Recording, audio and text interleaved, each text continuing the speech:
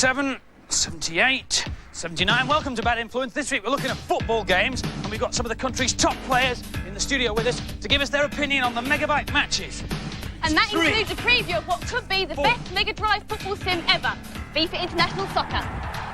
Our main review is Lawnmower Man on the SNES. And Z comes face to feeler with the smartest robot in the universe.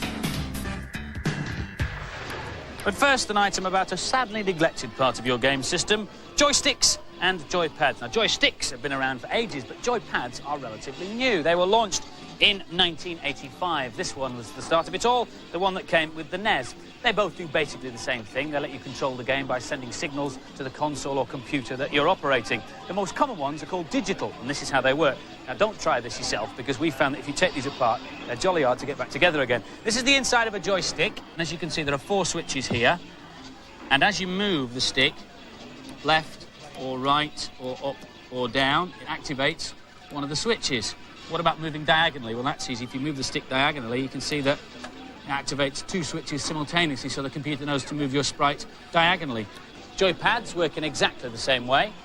There are the 4 switches for up, down, left and right, although in the case of a joypad, there's no stick to move, just your thumb moving around on the D-pad. This joystick's completely different to Andy's. It's called an analog joystick, and it works on entirely different principles. If I just leave myself cruising along there, I'll show you this one that's been taken apart. The bits to watch are these silver metal bits. Now, if I waggle the joystick around, remember how they move and where they move. This plate is normally up like this when the joystick's assembled. And if I take it down again, you'll see there's a black metal strip along here. And these silver bits rub along the black metal strip and register different voltages. And that's what sends the signal to the computer. Sounds complicated, but basically it works on the same lines as the volume control. Analog joysticks are more expensive than digital ones, but they are really good for flight sims and other games where you need smoothness of movement and accuracy. Of course, for a shooting game, the ultimate accessory is something to really shoot with. This is the Mega Drive's version. It's called the Menacer. It works just like the remote control on your TV screen. It sends out infrared beams that are picked up by a detector that you plug into the console. You may have used one of these. You may have thought, what a great bit of new technology. But no, these things have been around a long time. This one is nearly 12 years old. It works with the Sinclair Spectrum, one of the very first home computers. They're good fun to play with, and the technology's really neat, but I still don't think that anybody's come up with a decent game. And finally, squeak, squeak, there's the mouse. They usually come with computers and are really good for thinking games, like ones that you have to move a pointer around the screen and click on various icons or little pictures at the side. Now, if I take the top off, you'll see how it works. It's quite simple, really. As I move the mouse around the table, you can see that grey ball in the middle is moving around and moving against these 2 black rollers at the side, like that. And that's how the computer knows what to do. And the controllers are getting more and more sophisticated. You can now get programmable joypads, like this one. These can store combinations of moves, so they're useful for beat-em-up games like Street Fighter 2. And flight sim joysticks are getting funky too. They range from things like this one, which is for like fighting games with the pop-up fire-button control cover, to this one, which is for more chug-along stuff like, I don't know, flying a 747 or something. Racing games have their own special controllers too. This is called the freewheel, and this has switches inside that detect your movement, and therefore how the car should respond on the screen. But the latest ones let you use your whole body. This one's called the Activator. It was tested by Z at a computer fair in January. It's just been launched in the States. It uses infrared beams to track your body movements. Mind you, I'm not sure Z's special moves are as frightening as Chun-Li's, are you? Our main review this week is Lawnmower Man on the SNES, the game based on the film that made virtual reality the talking point of last year. The game can't offer you real VR, but it does boast 5 different styles of gameplay and the chance to pit your wits against the evil Lawnmower Man.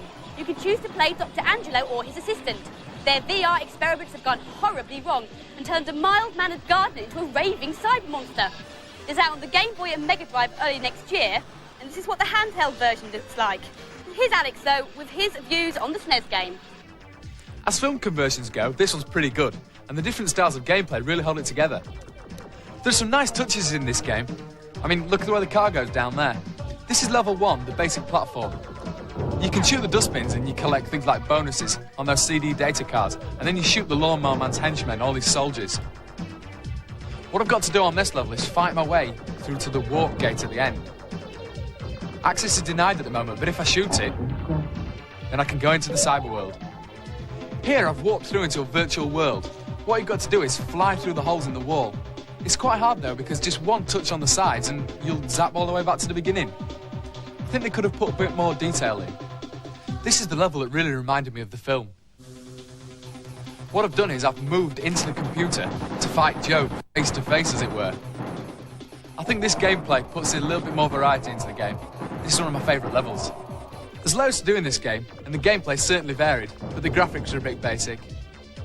This really didn't grab me. Great music, but the graphics aren't exciting. I like this. I'd rather play the game than watch the film. And so the final scores for Lawnmower Man. The girls gave it an average 3 out of 5. The boys won better, 4 out of 5. Oh, hello, slimy furtlers. A lot of people ask me why they never see the fourth wall of the shed. They see this wall, and they see this wall, and they see this wall, but they never see that wall. So, I borrowed a video camera so I can show you what it looks like. But first, a quick cheat for Cal Ripken's baseball on the SNES. First of all, select a team. So, San Francisco, yes. And then hold down L, R, and start. And all the players on your team will be an identical copy of the greatest baseball star who ever lived. Right, now time for the fourth wall. Here we go, then. There we are on the monitor. Interesting, eh? Right. There we go. Yes, there's some shelves there and some furtling equipment. And over here we've got, my other window. And my furtling jacket, yes.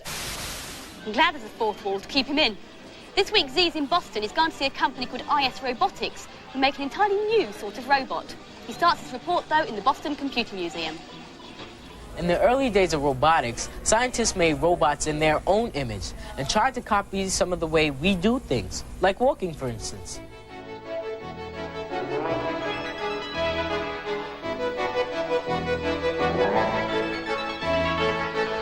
The second generation of machines was simpler and designed to do one or more simple tasks very well, with no attempt to make them intelligent. But there is still no machine that knows what a 6-year-old knows.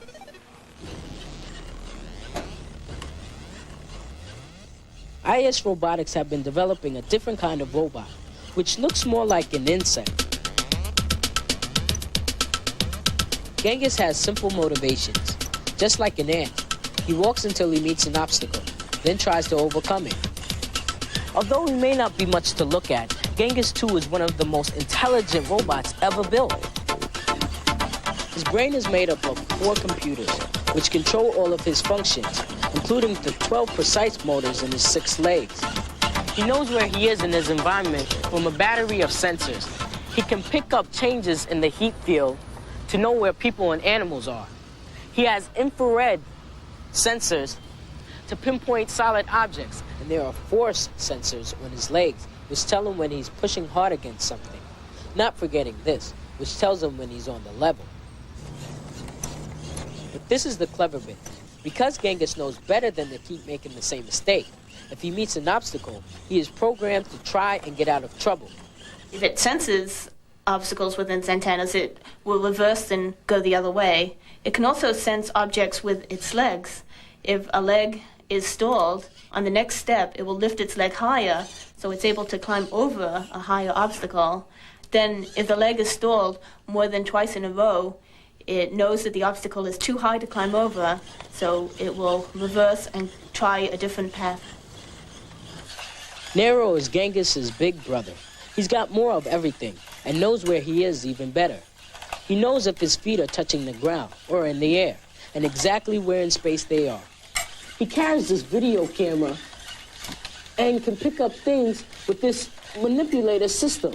So he goes a lot of places where either humans wouldn't want to go or couldn't get to at all. IS Robotics would like to create autonomous robotic systems that can do things that humans shouldn't be doing. For example, going in and inspecting the welds in nuclear power plants. This is one of the most inhospitable places in the solar system, the planet Venus. It's just the sort of place that needs robots, and that's why characters like Genghis 2 and Nero are the subject of so much research. In 10 years' time, you might have similar but much smaller robots in your own home to run around and clean up after you. At least that's the plan, and it gets my vote. Now for this week's news and previews. Another scoop for Bad Influence. Here are the first pickies of what will undoubtedly be the big release of '94. Eternal Champions on the Mega Drive promised to be more than a match for Street Fighter 2.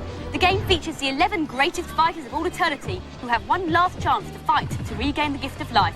Due out in February.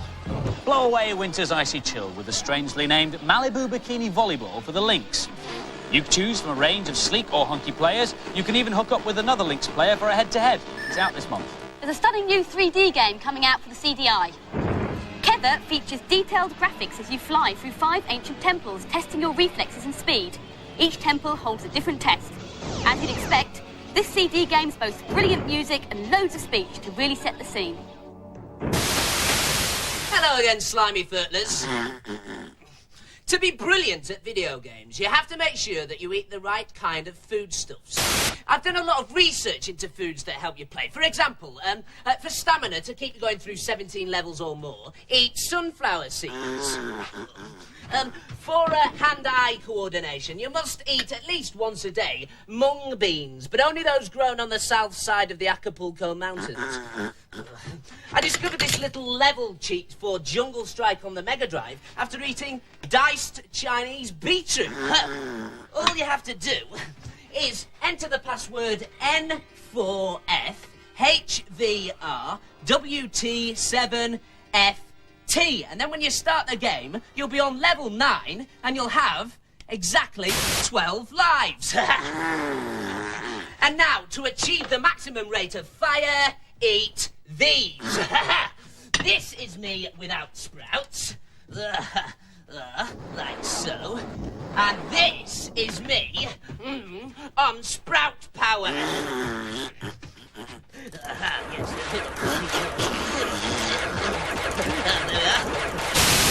And now for some more games reviews.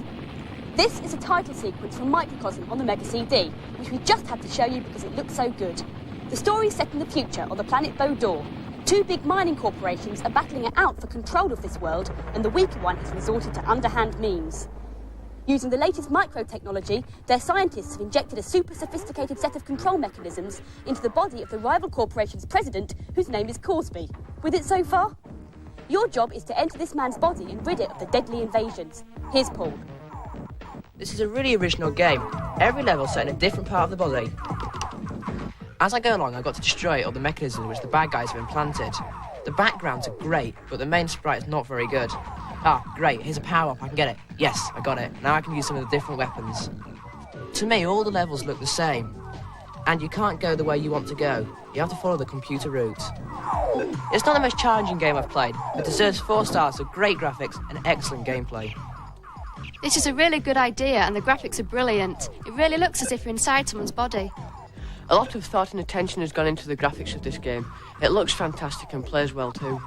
And the scores for Microcosm, both the girls and the boys gave it a macro 4 out of 5. The Fidgets are 2 little mice called Frankie and Freddy who star in a new puzzle game for the Game Boy. They're trying to negotiate their way around a maze of sewers to reach their family. Here's Amanda. If you're a fan of puzzle games, you'll really enjoy this. If not, it'll drive you completely mad. You're playing against the clock and time's incredibly tight. You can't just sit around wondering what to do next. Frankie is the big mouse who can jump, but Freddy can't, so Frankie has to get blocks for Freddy to jump from. The aim of the game is to find cheese, and both mice have to end the level together. I did enjoy playing this, but the time limit was definitely too tight. It spoils what could be a very good game. This is a great puzzle game and you have to be really fast to get through the levels. There's no time to make any mistakes. The graphics are fantastic and the game gives you a brilliant challenge. And the scores for Fidgets. The girls gave it an excellent 4 out of 5, but the boys only an average score, 3 out of 5. We're all big football fans here at Bad Influence. Yeah! So we decided to bring you our own league table of all the latest football games around. And we roped in some experts to help us check them out. First of all, Tony DeRigo, Leeds United and England player. You've been playing sensible soccer on the Mega Drive. What do you reckon? It's a good game. It's a big hit on the Amiga, this game, and I can see why. The passing is very accurate. You can really swerve the ball. Any bad points? Yes, the on-screen timer, there actually isn't one, so you don't know how long you've got left to score that all-important equaliser. Is it easy to get into? It is easy to get into. I've enjoyed it, apart from the small bit on the screen, but that's a winner. And what's your score? I'm 1-0 up. 1-0 up. Well, it's a game of two halves, you know. Andy. Brian Dean is one of the Leeds United strikers, so we've asked him to look at striker for us, which is on the SNES. Welcome, Brian. Andy. What do you think? It's quite a good game, actually. It's very playable, and there are quite a few options as well. Is it realistic? It's quite realistic. You know, when you're taking shots, you can swerve the ball, so it brings a little bit more fun into it. But your favourite is the five-a-side option, isn't it? That's right. There's an indoor option, five-a-side, which is very fast. You know, I really like that. OK, so as far as strikers concerned, thumbs up for the five-a-side game. That's striker on the SNES. Let's move on, because you've also been looking at the modestly titled Manchester United Premier League champions. On the Amiga, we shan't discuss football allegiance. Let's talk about the game. It's really 2 games in one, this, isn't it? That's right, yeah. You've got the... I've just scored. Well done. You've got the arcade version, and you've also got a management side of it. So what's the object of the management game? The object is to take your team from the bottom of the 4th division into the Premier League. Right. And it's quite time-consuming, actually, but, if you've got an afternoon to yourself, it can be quite enjoyable. OK, what about the actual football sim itself? The sprites are a little bit too blocky for me, and also they're a little bit small. Seems quite quick, though. Yeah, it is. OK, thanks very much. Leeds full-back John Newsom has been looking at the latest Game Boy footy game, Goal. What do you think of it?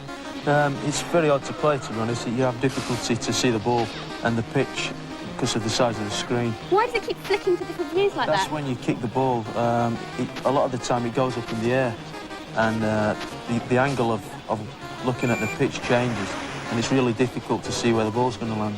Now, you're playing a 2-player against Jonathan with this game link, and Jonathan's got his own cartridge. Yeah, that's right, yeah. Is that fun?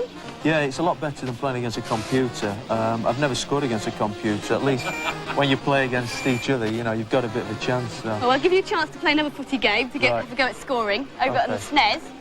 This is virtual soccer. What did you think of this one? This was very good, really. The picture spins around when you have a throw-in or a corner. Right. And it is a good game. It's just quite difficult to get into at first. There are different viewpoints for the pitch as well, aren't there? That's right. At the beginning of the game, there's a lot of menus where you can change the referee and the weather. So what do you think overall? It's good. It's hard to get into because it's very fast. So I think you need a lot of practice at it. Yeah, and of course one benefit of this one is that you can use the multi-tap, which means that 4 people can play at once. Another multi-tap game is the one everybody's talking about at the moment, which is FIFA International Soccer. Tony and I are playing England against America just at the moment, but we need a couple more players to make up our full international squad, so we'll get the lads in. Now, to understand who's controlling which, I'll just explain. The player nearest the ball is given a colour, and we all have a different colour. I'm yellow. Tony, what's you? Right, I'm the red. And blue. And I'm purple. All right, the expert's opinion. Tony, what do you think of FIFA? It's a great game, the best I've played for sure. I mean, the graphics are superb, and especially where the goalkeeper does acrobatic saves. It's a winner, this one, for sure. It's pretty realistic, isn't it? It's very fast. It is, it's fast, and they can do everything. You can swerve the ball, and there's a lot of options in the game as well, which is good. OK, of all the games you've played this afternoon, which has been your favourite? Tony, we'll start with you. Oh, no contest. This one's a winner, FIFA. OK, Brian? Definitely this one, definitely. John? Yeah, definitely FIFA. All right, well, lads, thanks very much indeed for coming in and playing the games for us and giving us the benefit of our expert opinions. So, thumbs up from the lads for FIFA International Soccer, but next week it goes under the spotlight of our panel and they give it a full review.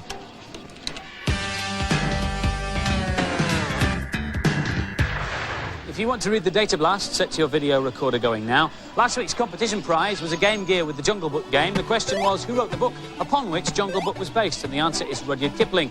10 runners-up get T-shirts. Your names are going across the screen now. Well done. But the winner is Simon Towns from Durham. Congratulations. This week's competition prize is a Mega Drive and a copy of FIFA International Soccer. The question is, which team won the 1993 Women's Football Cup final?